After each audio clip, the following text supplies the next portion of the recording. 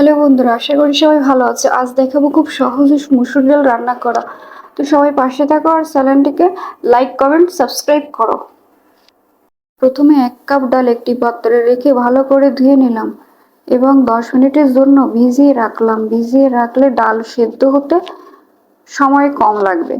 উপকরণ হিসেবে আমি রেখেছি 3টি শুকনো লঙ্কা, 1 চামচ জিরে, 1 চামচ হলুদ, পরিমাণ মতো লবণ, 6-7টি কাঁচা লঙ্কা, 2টি তেজপাতা এবং 2টা টমেটো কুচি। কড়াইতে ডাল দিয়ে সেদ্ধ করার জন্য সামান্য জল দিয়ে দিলাম। খুব বেশি জল দেওয়া যাবে না। নাড়িয়ে চাড়িয়ে 4-5টি কাঁচা লঙ্কা দিয়ে দিলাম আর ঢেকে দিলাম সেদ্ধ হওয়ার জন্য। ডাল সেদ্ধ হয়ে গেছে। এবার 2 গ্লাস জল দিয়ে দিলাম।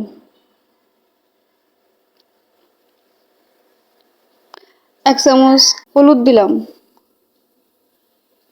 পরিমাণ মতো লবণ দিতে হবে।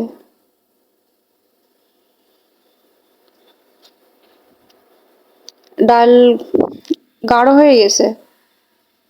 এবার গামলায় নামাতে হবে।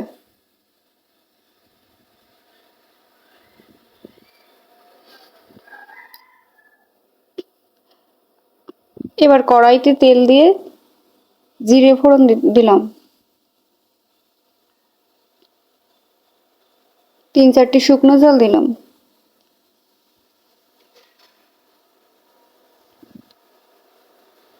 দুইটা তেজপাতা ছিঁড়ে দিলাম আর কেটে রাখা 2টা টমেটো কুচি দিলাম। টমেটোগুলো ভালোভাবে সেদ্ধ করে নিতে হবে। এবার গামলায় ঢেলে রাখা ডাল কড়াইতে দিয়ে দিলাম।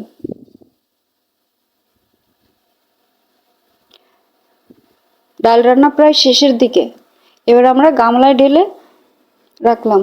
দেখা যাচ্ছে ডালের কালার খুব সুন্দর এসেছে।